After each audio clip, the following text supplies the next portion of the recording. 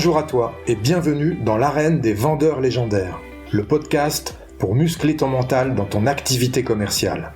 Je suis Marc Robert, fondateur d'Optimus Academy, accompagnement de la performance commerciale. On va aborder l'approche mentale de la vente pour développer les compétences nécessaires et pour prendre du plaisir dans cette activité. Comme dans le sport, ce sont tous les aspects psychologiques qu'il conviendra d'optimiser pour atteindre et maintenir l'état idéal de performance. Je t'invite à t'abonner, à partager et surtout à noter 5 sur 5 ce podcast pour le faire connaître à tous ceux qui veulent développer leur plein potentiel dans la vente. Tu peux aussi rejoindre la communauté Optimus Academy en t'inscrivant à la newsletter que tu recevras tous les jeudis dans ta boîte mail et où je te partagerai mes conseils pour faire de ton mental la forteresse de ta réussite commerciale. Si tu veux obtenir des résultats que tu n'as jamais eus, tu dois être prêt à faire des choses que tu n'as jamais faites. Tu es prêt ? Alors c'est parti.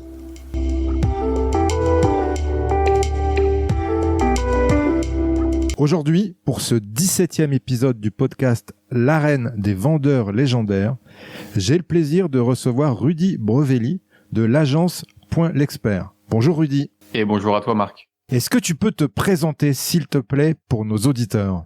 Avec plaisir. Écoute, comme tu l'as indiqué, je m'appelle Rudy Brevelli. J'ai 41 ans, bientôt 42, le temps passe vite. J'ai 3 enfants. La dernière est arrivée il y a 1 mois. Marié également aussi depuis à peu près un peu moins de 10 ans.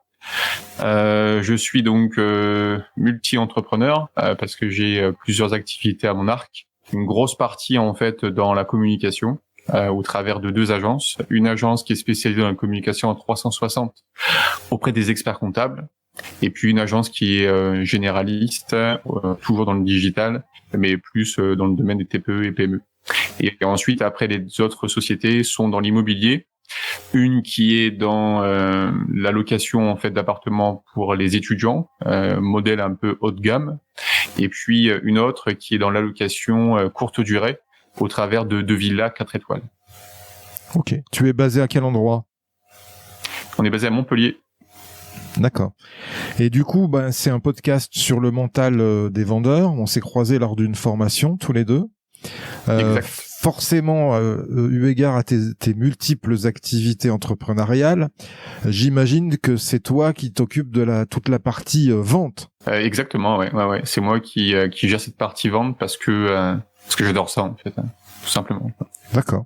Mais on va démarrer directement dans le vif du sujet, Rudy. Justement, comment tu en es arrivé à devenir en fait le vendeur, le commercial de toutes tes entreprises ?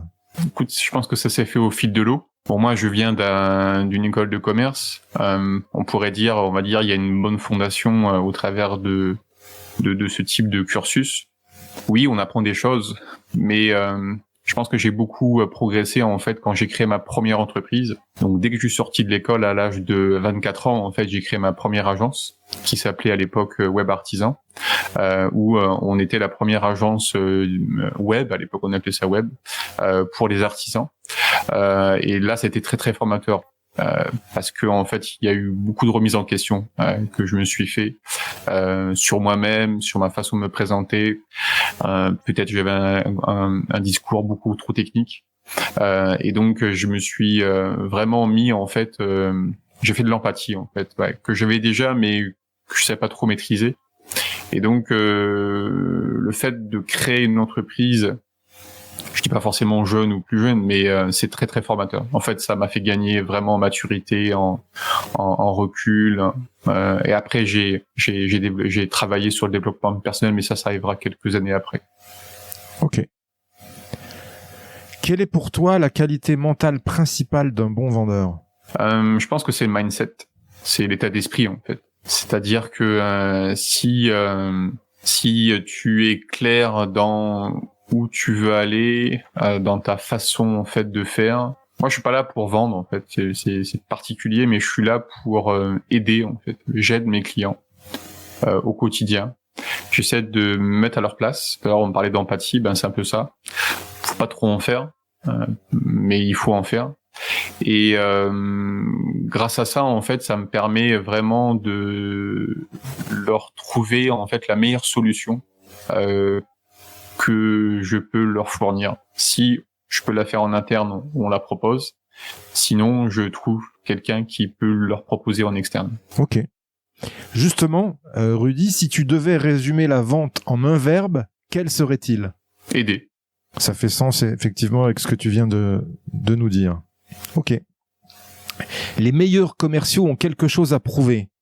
Qu'est-ce que tu penses de cette affirmation ? Après, je pense je lis beaucoup en fait depuis quelques années, et quand tu me poses cette question, ça me fait penser à un livre. C'est L'ego est ton ennemi. Et je vous invite vraiment à le lire parce qu'il est vraiment très intéressant. C'est vrai qu'on a dans notre société, on est beaucoup sur le regard des autres. Qu'est-ce que les autres pensent de nous ? Voilà, quand on est dans une équipe de commerciaux, je pense que ça doit être la même chose. Et on doit performer, etc. Cette semaine, je suis allé dans un lycée en fait où je leur ai montré une vidéo sur un peu la motivation, l'esprit, le mindset.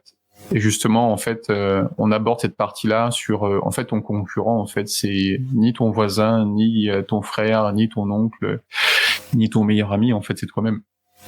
Et donc, c'est à partir de là, en fait, que moi je travaille, c'est-à-dire que peu importe ce que les gens pensent, alors, à un certain niveau, c'est-à-dire que si c'est un proche, bon, je vais l'écouter quand même.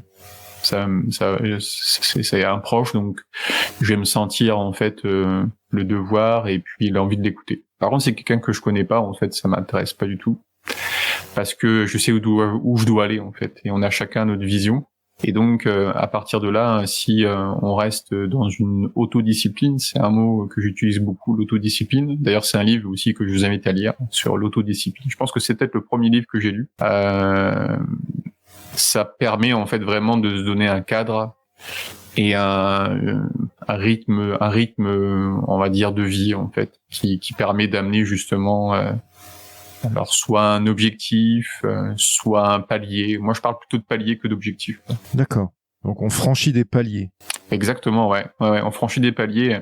Tu sais, il y a une histoire sur, je crois que c'était Les Vertus de l'échec, un livre qui s'appelle Les Vertus de l'échec. De Charles Et dedans, Pépin. Ouais, exactement, ouais. Et dedans, en fait, il parle de l'anecdote justement, en fait, de Armstrong et compagnie qui partent sur la Lune. Donc tout leur staff les avait préparés en fait à partir. Donc mentalement ils étaient prêts, hein, vraiment prêts. D'ailleurs ils ont fait ce qu'il fallait faire. Par contre ils n'ont pas du tout géré la suite. C'est-à-dire l'après en fait, l'après Lune. Quand quelqu'un tu lui donne le Saint Graal d'aller sur la Lune, alors en fait il faut aussi préparer la suite quoi. Parce que la suite si tu la prépares pas, ben voilà c'est ce qu'ils expliquent dans ce livre, c'est que je crois que le deuxième ou le troisième il est parti alcoolique quoi. Il est parti dans l'alcoolisme parce qu'en fait il y a plus de repères. Donc moi ce que je fais c'est que je me mets des paliers en fait et que chaque palier me rapproche tout doucement en fait d'objectifs, mais j'ai pas un objectif final en fait. J'ai des objectifs qui se font au fil de l'eau. Voilà. Ok, c'est un petit peu comme ceux qui font aussi de la haute montagne, qui visent le sommet et en fait là où ils ont le plus de chances de mourir, c'est quand ils redescendent. Exactement, ouais. Ah ouais, bah ouais, c'est aussi un loisir que je fais aussi comment dire, l'ascension des deux mondes. En fait, j'adore ça. C'est une déconnexion. Et c'est vraiment ouais, c'est ce que tu dis. C'est ça. C'est la montée en fait, elle est intense. Le sommet en fait, c'est on va dire, les gens peuvent le voir comme un objectif et une réussite. Mais moi, je pense que c'est l'ensemble. Souvent on dit c'est le chemin qui forge l'objectif. Et c'est vraiment sur le chemin en fait que tu changes. C'est pas l'objectif qui va te changer, c'est le chemin en fait. Donc et la descente en fait est très importante parce que la descente souvent les gens relâchent, décontractent et non surtout pas, parce que c'est là où en fait on peut se blesser ou autre. En fonction de plusieurs situations. Ça me fait penser au parallèle effectivement avec la vente où le client en face de toi te donne tous les bons indicateurs, tous les bons signaux d'achat, et toi en face en tant que commercial tu te dis ça y est, la vente est faite, et en fait là, tu commets des erreurs et tu rates en fait ton objectif. Exactement, ouais, ça me fait penser à rendez-vous où j'ai un très bon ami qui était aussi un client à l'époque. Aujourd'hui, il est parti sur autre chose. Et on rentre en rendez-vous ensemble en me disant Rudy, j'ai un rendez-vous, mais franchement, c'est déjà signé, quoi. Ah bon? Et en fait, on a complètement fait le rendez-vous pas comme d'habitude, parce qu'il y avait cette sensation, en fait, comme si c'était un match qui était déjà gagné d'avance, quoi.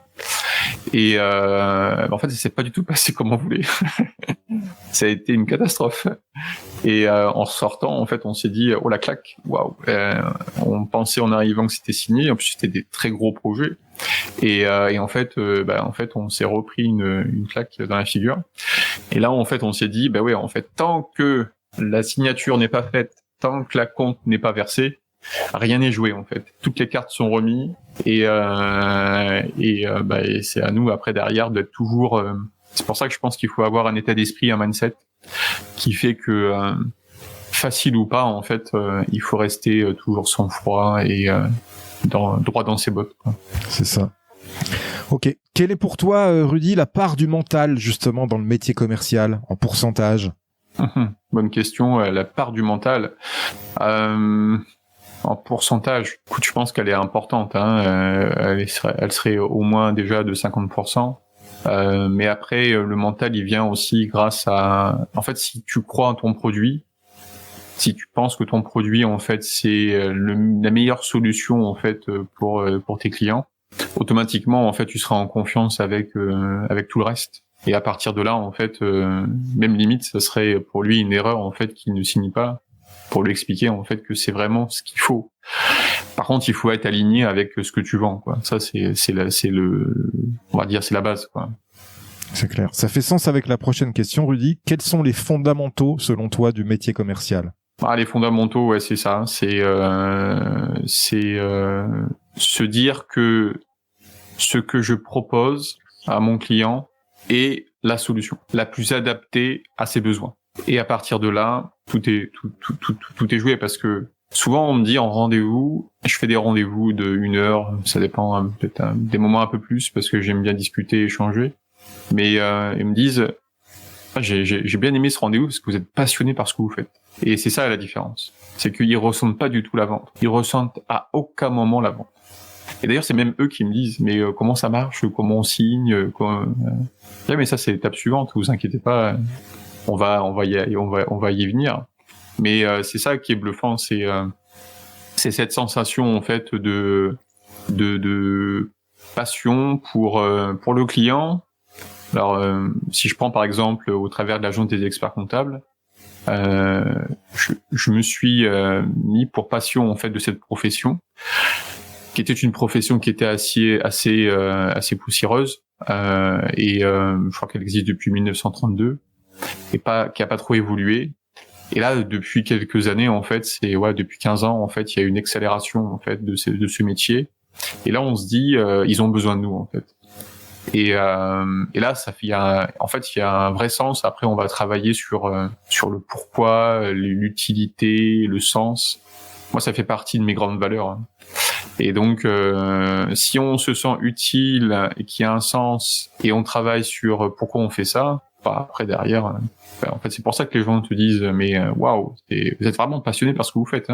Pourtant, quand tu parles de compta, c'est pas forcément le plus sexy des métiers, quoi.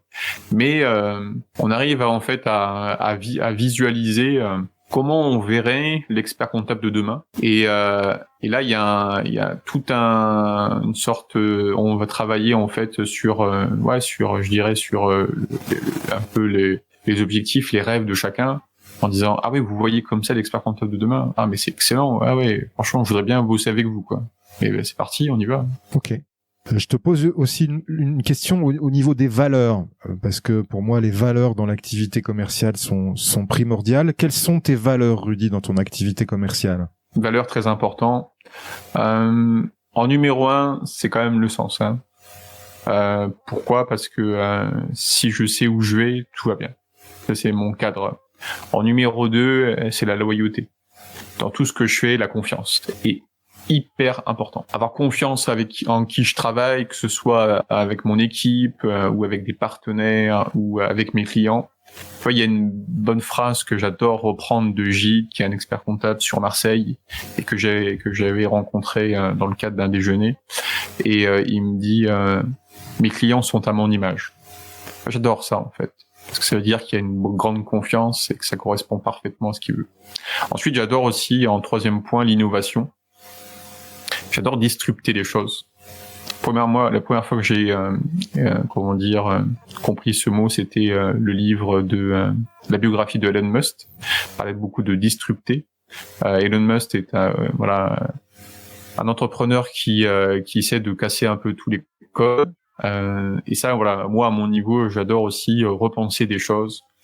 On vend des services, on propose des services aux experts comptables ou pour les villas en fait qui sont on va dire différents et innovants par rapport à ce qu'on peut faire. Par exemple, si je prends au travers des villas, les gens louent une villa, bon ça se fait tout partout.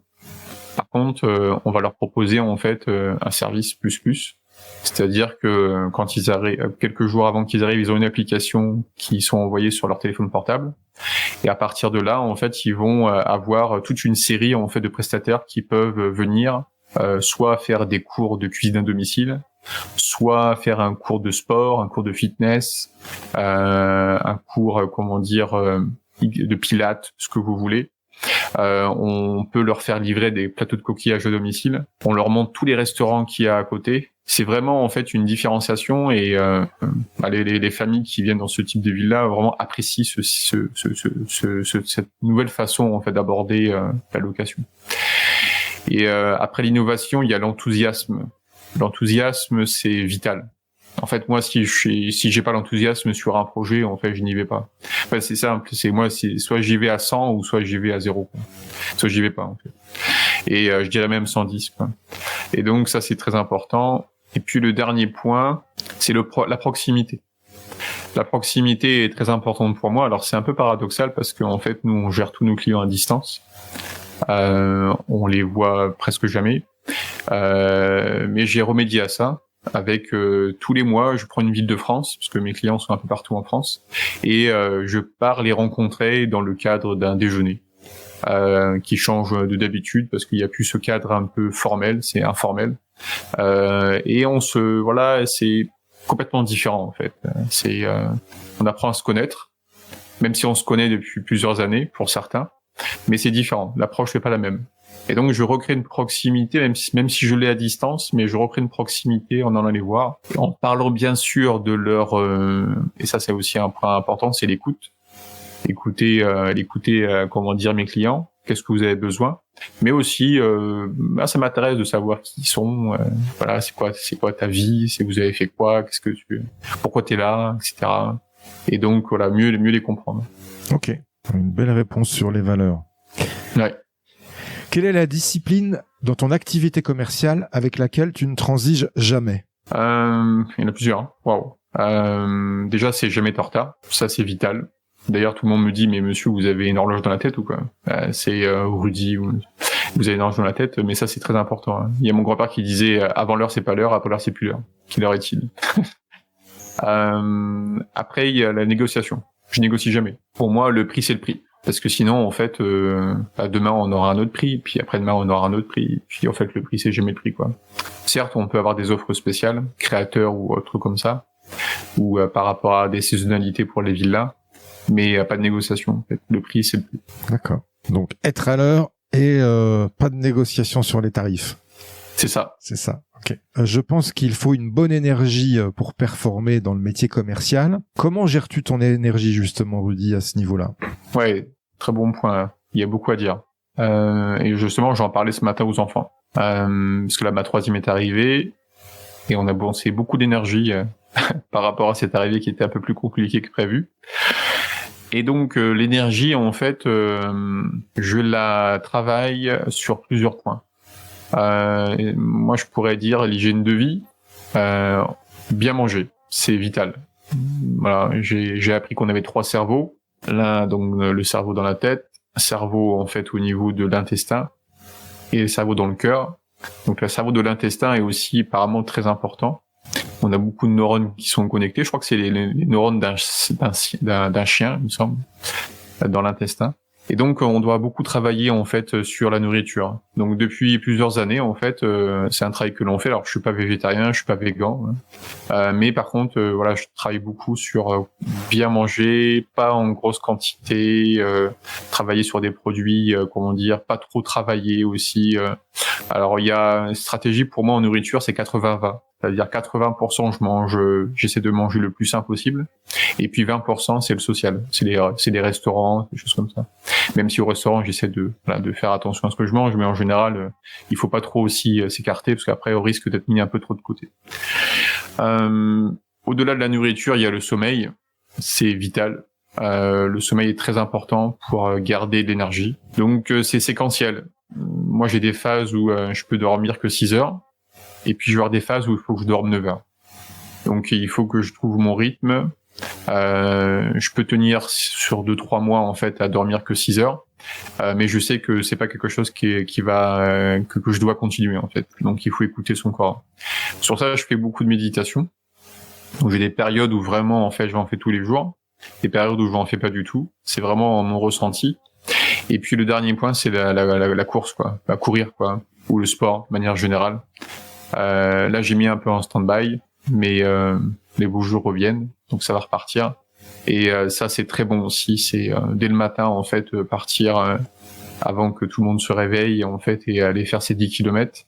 On revient, c'est la journée peut commencer, on est en pleine forme. Donc ça, c'est important pour l'énergie. Ok, je suis d'accord. Tu le sais, moi aussi, je suis sportif, donc je pratique exactement la même discipline pour être en forme tout le temps. En fait, ça te permet d'être en forme. C'est ça. Qu'est-ce que c'est pour toi, Rudy, une vente parfaite ? Bonne question. Qu'est-ce que c'est une vente parfaite ? Une vente parfaite, je dirais que c'est un accompagnement en fait auprès du client, au plus près de ses besoins. Et comprendre, en fait, au travers de ses réponses par rapport à nos questions, de suite on comprend, ça matche vite. Les mots qui sortent, en fait, on visualise son projet directement, et ce qui amène en fait à éviter trop d'aller-retour peut-être pour certaines choses. Et donc, on va dire aller à l'essentiel, pas perdre de temps en fait, se concentrer sur où on doit aller. Après, la question c'est est-ce que ça existe une vente parfaite ? Ouais. C'est vrai qu'il y a des ventes qui sont plus agréables que d'autres peut-être un peu moins. Mais après, je pense que je vais revenir quand même sur les clients sont à mon image. Ça m'avait marqué quand il m'avait dit ça. Et j'ai retravaillé beaucoup ça sur nous en fait, au travers de nos clients. Et que quand je vois que certains de nos clients n'ont pas forcément nos valeurs, je suis prêt en fait à leur proposer de trouver un autre prestataire. Pour justement me dire j'ai mes clients qui sont vraiment à mon image, avec mes valeurs, mes convictions, parce qu'après on peut pas satisfaire tout le monde. Ça je le sais. Mais on essaie de se rapprocher d'une certaine perfection, même si elle n'existe pas. Mais voilà. Ok. J'ai quelque chose que j'utilise aussi parfois dans mon entreprise pour définir ta fidélisation clientèle. Bien évidemment, c'est plus pérenne de travailler avec de nombreux clients qu'avec avec peu de clients, puisque forcément si tu les perds, ça devient plus compliqué. Donc je dis souvent à mes équipes commerciales, plus tu as de clients, moins tu en dépends. Qu'est-ce que tu penses de ça ? Exact, ouais. C'est un discours qu'on a eu hier avec un expert comptable qui était à Marseille sur le fait justement est-ce que c'est bien d'avoir des petits clients, est-ce que c'est pas péjoratif parce que moi il y a aucune relation à ça. Est-ce que c'est bien d'avoir des petits clients ou est-ce que c'est bien d'avoir des gros clients? Moi depuis le départ, je suis dans une stratégie en fait où je préfère en fait, puis après je pense que ça va au-delà de peut-être de petits clients, de gros clients. C'est que je me sens aider en fait ces entreprises qui sont plus des TPE, des sociétés en fait de 10 salariés. Alors aujourd'hui, ça a un petit peu augmenté avec les experts comptables où on a des cabinets de 30, 40, 50 collaborateurs, mais ça reste à taille humaine. Pourquoi ? Parce qu'il y a vraiment cette relation proximité en fait avec les dirigeants. Donc aujourd'hui, il n'y a pas de dire c'est mieux ou pas mieux. Moi, je me sens beaucoup plus à l'aise avec des clients à taille humaine. Pourquoi ? Parce que ça me permet déjà de mieux les accompagner, d'être au contact au plus près avec les dirigeants. Mais au-delà de ça, on va créer vraiment en fait une relation sur la durée. On va vraiment les accompagner sur. En fait, moi, quand un client signe chez moi, en fait, le but c'est qu'il reste le plus longtemps possible. Que quand on est dans des grands groupes, la direction change. En fait, on est un pion, quoi. C'est parti, ça switch. Et moi, avec mes clients, j'ai vraiment une relation. Tout le monde m'appelle Rudy. Alors, le tutoiement, pour certains, il est en place. Pour d'autres, on reste sur le vouvoiement. Mais on a une très très grande amitié en fait qui s'installe, même si ça reste professionnel, parce qu'ils sentent très rapidement que je veux les aider, quoi. Que je suis pas là pour juste vendre un truc, quoi. Et des moments même, je leur envoie des messages, juste savoir comment ça va, quoi. Okay. Ou pour la bonne fête. Ah oui, c'est vrai, je sais que tu as une chose particulière que tu as mise en place pour souhaiter la fête de tes clients. Ouais. Tout à fait. Quelle est l'opportunité que tu as su saisir dans ton parcours commercial et qui a changé ta vie ? Waouh, il y en a 36. Mais je pense que je vais dire l'intuition. En fait, l'opportunité, c'est l'intuition. Ça peut paraître bizarre en 2022 de parler d'intuition. Parce qu'aujourd'hui, on a toutes les métriques possibles et inimaginables quand on est en train de monter un projet ou autre. Mais il y a des projets où je savais pas les chiffres, je savais pas trop où j'allais, mais j'avais l'intuition qu'il fallait que j'y aille. Ça peut paraître bizarre, mais alors après c'est très compliqué à expliquer ça soit à son associé ou soit à sa femme en disant si il faut y aller. Je dis oui mais attends, il y a pour un gros projet quand même là. Oui mais j'ai l'intuition qu'il faut y aller. Et je pense qu'il faut écouter son cœur à des moments sur des projets. Alors je te dis pas que ça va être facile, loin de là, parce que pour moi, je vais pas dire que rien n'est facile. Ce que j'explique à mes enfants, c'est que rien n'est facile, mais ça peut devenir facile si on se donne les moyens. Et donc, je dirais l'intuition en fait. Suivre ses intuitions. C'est bien. Ça te fait parler du troisième cerveau dont tu parlais tout à l'heure, le cœur. Le cœur, ouais, exactement. Ouais, je crois que c'est les neurones d'un lapin, je crois, il me semble. C'est ça. Ouais. Ok. Ouais. Quelle est la petite victoire que tu t'accordes et qui rebooste ta confiance en toi ? Ok, très bonne question. J'avais au sein de l'agence en fait Axel qui était en alternance et qui était un ancien sportif de haut niveau de foot. Et enfin, je lui dis vous avez vraiment de la chance quand même, parce que tu t'entraînes et tout, et puis quand tu fais un match, quand tu gagnes, en fait vous le célébrez quoi. Mais nous, en fait, on travaille, etc. On bosse sur un projet, on le finalise et puis le client est content, il nous paye. Mais voilà, ça s'arrête là, quoi. Il n'y a pas de fête, on va pas sauter partout, etc. Et je disais, il faut quand même qu'on change ça. En fait, il faut qu'on trouve quelque chose. Alors, je vais être franc avec toi. Aujourd'hui, j'ai pas encore trouvé comment célébrer ça à mon niveau encore aujourd'hui. Que je pourrais m'accorder en termes de célébration, mais je pense qu'il faut célébrer chacune des étapes. À l'époque, c'est vrai que il y a 15 ans, quand j'avais démarré mes premières boîtes, chaque projet, je me célébrais ça à ma façon, mais pas en dépensant de l'argent, mais plutôt en mettant de la musique ou un truc dans ce style. Aujourd'hui, alors je dis pas que c'est devenu courant, mais on va dire c'est différent parce qu'à l'époque signait pas le même nombre de volumes de projets par jour ou par semaine. Mais en fait, je me dis, je célèbre ça différemment. Je me dis, ça me rapproche de mes objectifs, en fait. Et donc, au fil de l'eau, voilà, je vois. Après, la célébration, ça peut s'opérer aussi avec la famille, les amis, en disant, voilà, je suis content de vous dire qu'on a. Après, même eux, ils sont hors dehors du cadre, donc est-ce qu'ils vont le comprendre ou pas ? Mais c'est un vrai sujet, ça. Célébrer en fait des étapes ou un projet, je ne sais pas comment on pourrait le faire, mais je pense que ça peut.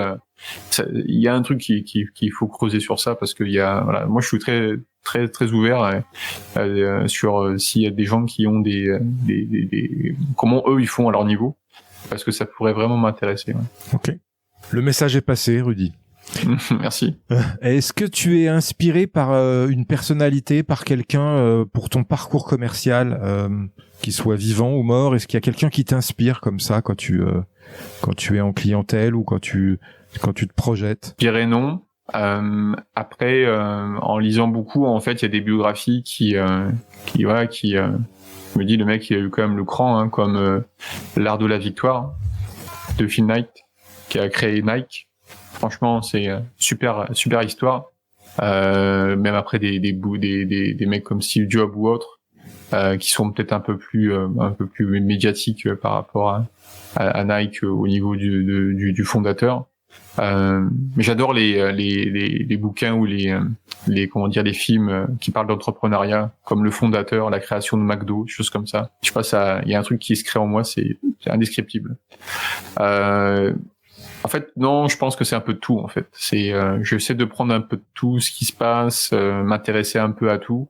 Et à partir de là, ça me permet de savoir, je crée mon propre modèle et j'avance avec certaines convictions. Après des moments, elle peut changer, hein. Ça dépend de plein de choses, hein, parce que rien n'est figé. Mais non, j'ai pas de modèle particulier. Ok, d'accord. Qu'est-ce que tu fais d'ailleurs dans ton métier commercial pour progresser? Ouais, bonne question, ouais. J'écoute beaucoup de podcasts. J'adore les podcasts. Il y en a vraiment plein sur l'entrepreneuriat, sur le développement personnel. Donc j'écoute un podcast par jour à peu près. Soit, en fait, j'optimise mon temps. Hein, si jamais les enfants à l'école, dans la voiture, j'écoute un podcast. Si je vais promener mon chien, j'écoute un podcast. En fait, j'optimise mon temps par rapport à ça. Donc c'est pas du temps, pour moi, c'est pas du temps perdu. L'avantage du podcast, c'est qu'on peut faire autre chose en même temps, même en courant aussi. Hein. Lire, je lis 30 minutes tous les soirs. Différents styles de livres, mais plus quand même dans le dev personnel, l'entrepreneuriat, des biographies. Et puis j'adore aussi, c'est ce que j'avais commencé à mettre bien en place en 2019. Après le Covid est arrivé, ça a un peu ralenti, mais c'est assister à des ateliers, des conférences, des débats en fait dans mon domaine ou pas forcément que. Après je suis très ouvert d'esprit pour voir un petit peu ce que les gens disent et puis échanger avec d'autres personnes. Donc ça, il faut être très curieux. C'est ce que je disais dans le lycée que je suis allé rencontrer en début de semaine. Soyez curieux, quoi. Développez votre curiosité au maximum et ça va vous permettre de savoir où vous devez aller. Donc ouais, la curiosité, c'est très important pour moi. Donc podcast, vidéo un peu. Je dis un peu, ça m'arrive. YouTube est une bonne plateforme aussi par rapport à tout ce qui est... il y a des chaînes sur le dev personnel, sur la vente, etc. Donc ça, c'est intéressant. Les livres, et puis les ateliers, les conférences, ouais, c'est pas mal. Ok. Oui, c'est bien déjà. Ouais. Quelle est selon toi ta plus grande qualité commerciale qui te rend unique, authentique et non normé? C'est la passion, quoi. C'est aider le client, en fait. Tu vois, si je prends l'exemple des villas, quand quelqu'un réserve une villa, je demande un rendez-vous téléphonique. Les gens sont très surpris, hein. Ils se disent, mais waouh, il loue une villa, pourquoi un rendez-vous? En fait, j'essaie de comprendre si la villa correspond à leurs besoins, quoi, pour pas qu'ils soient déçus. On sait jamais, hein. S'ils s'attendent à un toboggan géant, il n'y en a pas, quoi. Et donc, à partir de là, en fait, je vais vraiment prendre un quart d'heure, même voire pour certains une demi-heure, parce qu'après la discussion est lancée. Et avec certains, on est resté même 1 heure au téléphone pour parler de tout et de rien. Mais mon but, c'est vraiment en fait de savoir si à la fois eux ont réservé la bonne villa et si la villa correspond à leurs attentes. Voilà, c'est un peu les deux. Puis et puis aussi pour nous, hein, c'est vraiment trouver un équilibre par rapport à tout ça. Donc ouais, je dirais c'est l'écoute et l'expérience client. Ouais. La passion, tu l'as dit, la passion. Ouais, la passion de ce que je veux, du service que je veux donner, ouais. Ok. On sous-estime souvent l'importance de l'organisation dans le métier commercial. Quelle est pour toi la bonne organisation commerciale? Ah, c'est vital, hein. Mais ça, c'est pour tout, hein. L'organisation, c'est, je le vois encore plus là avec l'arrivée troisième enfant en fait, où l'organisation en fait c'est la clé quoi, je pense, sincèrement. Donc pour te dire, tu vois, les enfants vont bientôt être en vacances. Il y a une semaine, on a planifié leurs vacances en disant ok, tu fais quoi lundi, tu fais quoi mardi, etc. Alors certains pourraient dire waouh, on s'accorde pas de temps, etc. C'est comme militaire. En fait non, pas du tout. Ça permet d'anticiper, de réserver ce qu'il faut réserver, de dire là t'es en temps libre, là par contre tu vas bosser sur ça. Pas se dire le dimanche avant de sortir de l'école, avant de reprendre l'école, t'as pas fait tes devoirs, mais c'est quoi ce bordel, voilà. Donc en fait tout est bien organisé. Comme ça, on a chacun une bonne vision. Donc moi, j'ai beaucoup travaillé sur l'organisation. Il y a 10 ans, je pensais que j'étais hyper organisé. En fait, je me suis rendu compte qu'on pouvait encore s'améliorer. Donc moi, j'ai mon organisation qui est assez simple. Le matin, je suis je réponds. Donc moi, je consulte mes mails 3 fois par jour. Une fois le matin, une fois le midi et une fois 3-4 fois par jour. Une fois l'après-midi, une fois le soir. Après, j'évite. Parce que sinon on passe trop de temps en fait. Ensuite, le matin, je suis plutôt en mode téléphone, notification. En fait, j'ai plus de notification, je vais tout enlever parce que ça sert à rien au bout du compte. C'est moi qui décide d'y aller quand j'ai envie d'y aller. Donc j'éteins tout et je suis vraiment en mode prod. Donc je travaille sur mes projets, j'envoie ce qu'il faut envoyer aux équipes, etc. Avec certains, je peux converger avec mon équipe sur Slack. Et puis après donc je m'accorde un temps pour manger le midi et l'après-midi je suis en mode rendez-vous. Donc en gros c'est mon créneau, c'est 2h, 14h, 19h. Et là j'enchaîne mes rendez-vous téléphoniques, visio. Après ça c'est différent quand c'est en présentiel parce que là je pars carrément la journée. Et comme ça quand j'ai fini mes rendez-vous, je reprends un petit peu les appels et les appels manquants ou autres. Et après le soir, j'aime bien me faire alors moi c'est un peu stratégique, je fais ça depuis quelques mois. Je sais pas si je vais le tenir sur la durée, mais je fais ça par manière séquentielle. 21h, 22h, je travaille sur la stratégie. En fait, c'est un moment temps calme. Après manger, tout le monde est couché. Et là, je suis sur OK, comment je vois. En fait, je travaille beaucoup sur la vision de 5 ans, dans 10 ans. Et donc OK, stratégie, qu'est-ce qu'on fait, comment on fait, etc., où on va. Voilà, je travaille beaucoup sur le sur. On travaille toute la journée sur le dans l'entreprise, et le soir je travaille sur le sur. Voilà, comment je peux travailler sur mon entreprise. C'est souvent des rendez-vous seuls, et là ça me permet de donner ma ligne directive, parce que le cerveau c'est comme un GPS. Si on lui donne où on veut aller, en fait on y va. C'est mathématique. Mais il faut juste lui donner la vision en fait. Et d'ailleurs il y a un super livre de Joseph Murphy qui s'appelle Le pouvoir du subconscient, et voilà, que j'ai lu il y a quelques années et vraiment qui m'a vraiment scotché. Et on se rend pas compte le pouvoir en fait de ce que le cerveau peut nous amener en fait. Donc il faut juste lui donner la direction, comme un GPS.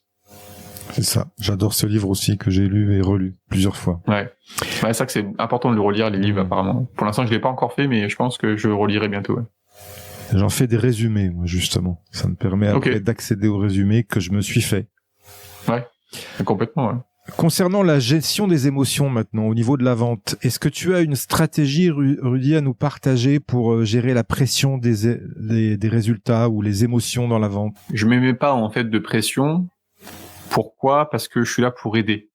Donc si le client me dit en fait, mais ce sera même pas lui qui va me le dire, ce sera moi qui va lui dire mais ça correspond pas à ce qu'on fait et je vais vous mettre en contact avec telle personne. En fait, je pense qu'à la base, il faut plutôt aller chercher la bonne clientèle. Si tu cherches ton bon client, normalement ton bon avatar, par exemple moi si je prends avec l'agence des experts comptables, on a 3 avatars. Si je discute avec ces 3 avatars, 9 sur 10, je suis presque sûr de la signer.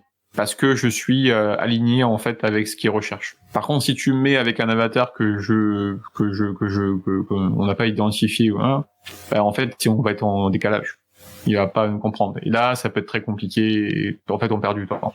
Donc, je pense que la base, c'est d'identifier quel est en fait ton persona, quel est ton client idéal. On peut en avoir plusieurs, comme moi je l'ai indiqué. On en a 3 en fait sur la partie agence des experts comptables. Sur les villas, en fait, on en a 2 qui sont les familles et les professionnels. Si je parle à ces gens-là, en fait, je sais, je parle le même langage qu'eux. Et donc à partir de là, Après l'émotion, c'est la passion. Après, après tout se met en phase en fait. Ok, d'accord. Qu'est-ce que tu crois vrai, Rudy, qui va à l'opposé de ce que pense tout le monde? C'est souvent le cas. Hein. Quand je fais un truc, les gens me disent mais n'y va pas, hein. Ça marchera pas. Et ça c'est souvent en fait on est dans ce qu'on appelle la zone de confort et on a la zone de peur qui arrive. Sincèrement, j'ai arrêté de trop parler aux personnes en disant on va faire ça, parce que eux ils ont leur référence, leur référentiel et mathématiquement en fait ils se disent c'est pas possible quoi. On peut pas faire ça en fait, c'est pas possible. Je vois avec on est sur des projets et mes parents me disent mais waouh mais c'est pas possible, on peut pas faire ça. Mais si je l'ai fait, regarde. Ils me disent oh mais comment c'est possible? En fait il faut juste s'en donner les moyens. En fait. Puis s'entourer d'une bonne équipe. Après c'est sûr que je suis pas assis dans mon transat quoi. c'est aussi simple que ça. Donc je dirais oui, il faut écouter un peu les proches, un peu ce qu'ils disent, mais eux c'est mathématique, ils veulent te protéger, donc ils vont toujours te dire non mais prends plutôt ça, c'est plus tranquille, fais ci. Après moi je leur dis mais en fait si on n'a qu'une vie, hein, donc c'est pas demain que je vais commencer à me réveiller quoi. Donc j'ai envie de la vivre à fond, même si c'est sûr qu'il y a des jours c'est très compliqué, très difficile parce que il y a une certaine peut-être pression ou une fatigue ou autre. Mais si on arrive à avoir une bonne vision et après à retrouver son équilibre, après ça part. Hein. Donc il faut juste bien se connaître et s'organiser et avancer quoi. Ok. Est-ce que tu as un mantra, une formulation positive qui tourne en boucle? Elle tourne pas en boucle, mais je l'aime bien. J'ai un mur en fait avec pas mal de photos et de visions en fait et d'informations. Et il y en a une, c'est avance sur ta route car elle n'existe que par ta marche. Et ça, je l'aime bien en fait. D'accord. Ok. Quel conseil donnerais-tu, Rudy, à ton ancien toi, jeune commercial? J'adore cette question. Tu peux même pas t'imaginer ce que tu vas faire. Peut-être écoute plus ton intuition en fait, ton instinct. Des moments, je l'ai pas forcément écouté. Et quand tu l'écoutes pas, ça marche pas forcément comme tu le veux. Donc écoute ton intuition, écoute pas trop ce que disent les uns et les autres. Avance sur ce que tu dois faire et tu verras, tu peux même pas t'imaginer où tu vas arriver. Ok. On dit que ton niveau de réussite correspond à la compétence qui te freine. Quelle est, selon toi, la compétence mentale qui peut te limiter dans ta progression? Je pense que c'est la vente, parce que moi mon but c'est quand j'ai quelqu'un au téléphone, tu vois, je suis pas là pour vendre en fait, je suis là pour aider quelqu'un. Donc si un jour on me dit faut vendre, je dis mais what, qu'est-ce que tu racontes? Mais non, on va aider quelqu'un quoi. Donc ça serait en fait ça serait qu'on change les codes et qu'en fait on me dise il faut après c'est différent parce que j'ai ma société, je fais un peu, c'est moi qui décide comment j'amène les choses. Mais ça serait de changer les codes et de dire il faut vendre. Mais en fait moi au bout du compte, je vais être franc avec toi, je sais pas vendre. Je sais pas vendre en fait. Moi j'aide des gens.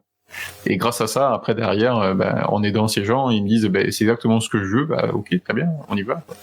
Après il faut trouver, c'est mathématique, mais il faut trouver les bonnes personnes. Il faut trouver le bon avatar, le bon personnage. Et après le bon produit, le bon service. Et il faut aimer les gens avec qui en fait on fait affaire. La façon, voilà.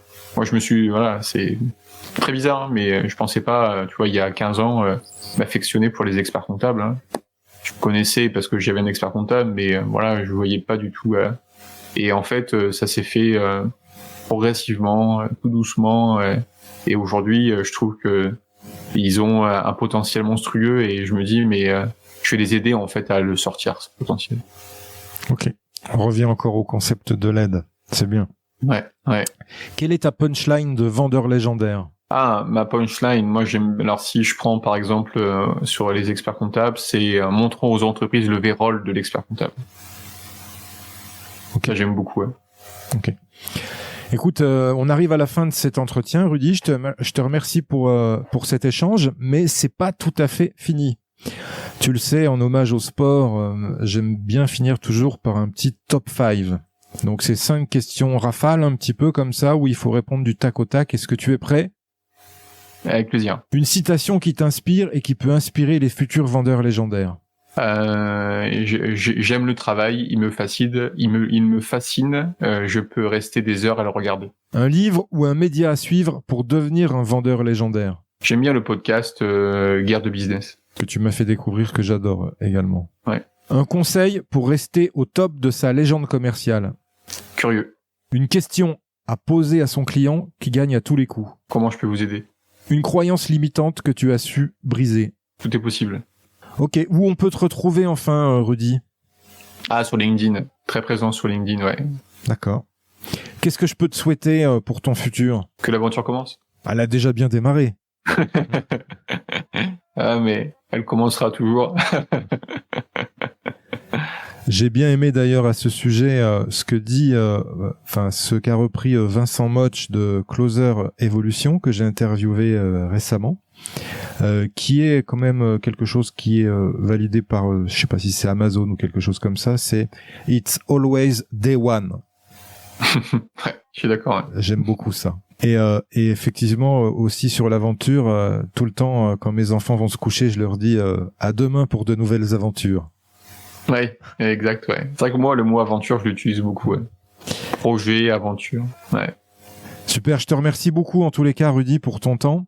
Et puis, je te dis à très bientôt. À bientôt, Marc. Bye. Merci à toi, cher auditeur, d'avoir suivi l'épisode jusqu'au bout. J'espère qu'il t'a plu, que tu as appris des choses et surtout que tu vas pouvoir les implémenter dans ton activité pour améliorer tes résultats. Pense bien à noter 5 sur 5 ce podcast sur ta plateforme d'écoute et à le partager. Je te dis à bientôt pour le prochain épisode. Mentalement fort, we'll be back.